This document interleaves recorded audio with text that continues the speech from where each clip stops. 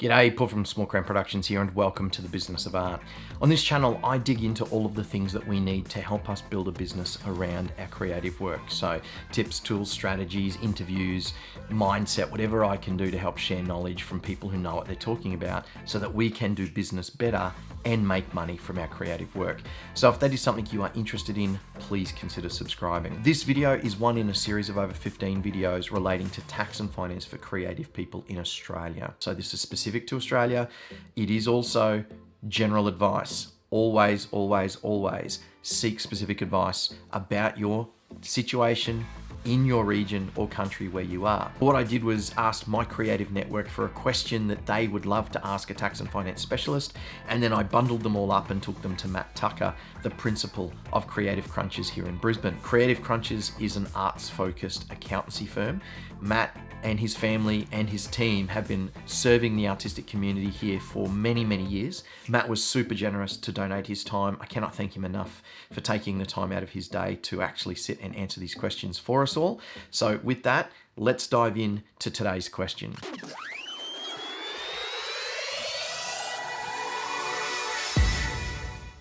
At what point does arts become accessible income? Is it possible to claim while only pursuing creative endeavors on the side while I'm working in a full-time or regular job? So the short answer to that is yes. There are two things operating here. So one of them is like this fundamental right to be able to make a tax deductible claim on an expense.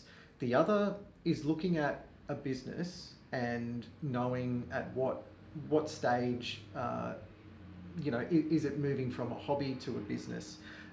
Which is a different sort of thing for tax purposes, because broadly speaking, the hobbyist venture is just a private endeavour. The tax office is not interested in any of that.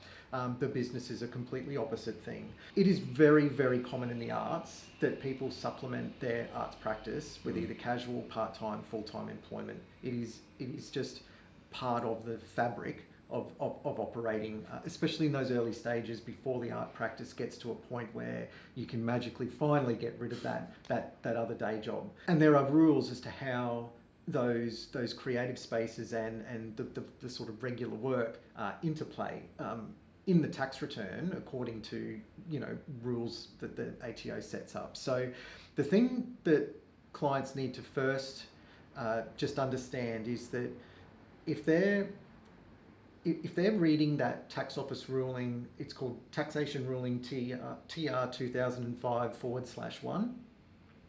It's a ruling that the ATO developed to set out all of the parameters that they want to see if a person is going to argue to them that they're a fully fledged business, even if it's in the early stages, because a business has always got to start somewhere. Yep.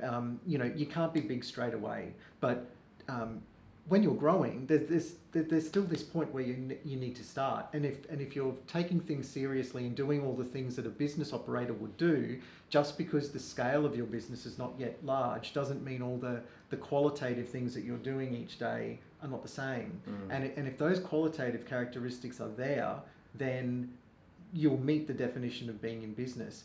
Now, if you're a freelancer and you're reading through that TR 2005/1 and looking at those qualitative characteristics and saying, oh, look, I do all these. You might not do all of them, but you don't have to be doing all of them for it to still, as a whole, have that flavour of being in business. So if you're saying yes to this, then the deduction provision follows that. And that's like a primary function where it says to a taxpayer, look after all of the income from this activity, think about your deductions, keep all of the records, and they are claimable. That doesn't stop. That's like a principle. But it goes an extra step after that, where it does become a little bit like monetary. So all of those characteristics of being in business, there are some things in there about the business being able to produce a profit or having at least the expectation of profit, but it's not as though there's a monetary kind of guideline as to what constitutes a How much that hobbyist, should and there's no fine line. They're mainly qualitative characteristics. There we go. Thanks again to Matt Tucker from Creative Crunches for taking the time to answer these questions.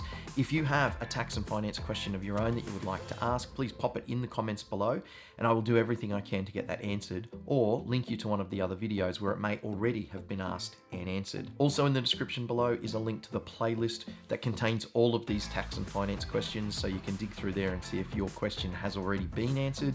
And of course, it would be fantastic if you could like this video, subscribe to the channel, but most importantly, if you got something of value out of this, there is a good chance you will know somebody else who can as well.